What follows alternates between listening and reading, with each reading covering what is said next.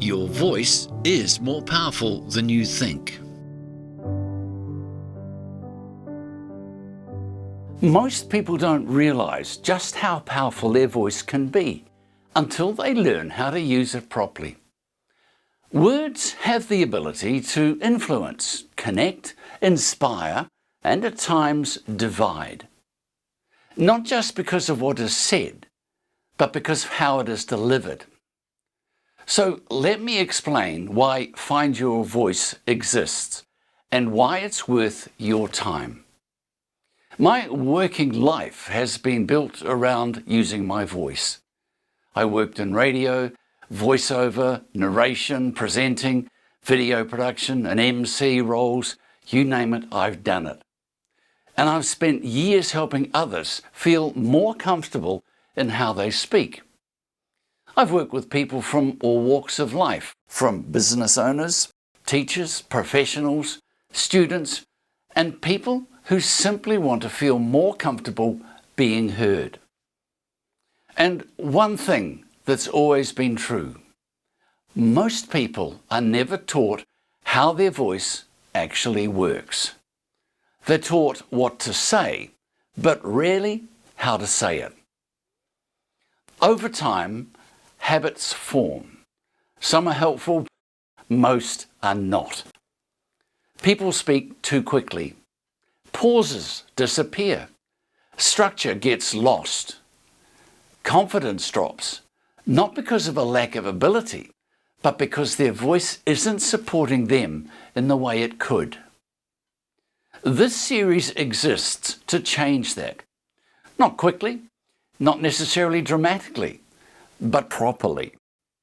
If there's one thing I encourage you to do, it's this: record yourself and listen back, even when you don't like it. In fact, if you don't like it, it's even better. Recording creates distance. It allows you to hear what others hear, not what you intended to say. The only real way to recognize this improvement is through comparison. So, record what you do, listen to it back. Notice what works, but also notice what doesn't. Pay attention to pace, clarity, pauses, emphasis, tone, and structure.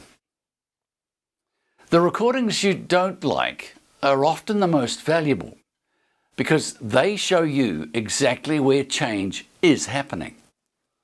And one of the best places to practice is in your car. And you don't necessarily have to be driving. You can experiment with pace, with pitch, tone, volume, and emphasis. Repeat phrases. Try something different. Try different approaches. Find what feels natural. Just be sensible. The goal is learning, not distraction. This isn't about adding something new on top of old habits.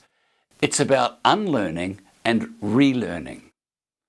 Most speaking issues come from years of unconscious habits. You don't know what you don't know until you start listening differently. So, be patient, be kind to yourself, and there's no hurry.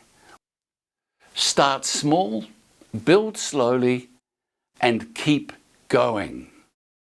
You're not fixing something that's broken. You're retuning an instrument. Most people don't like the sound of their own voice at first. That's normal. The difference is most people do nothing about it. You are. Over time, familiarity replaces discomfort, and discomfort gives way to control. I am still learning, and I don't expect that to ever stop.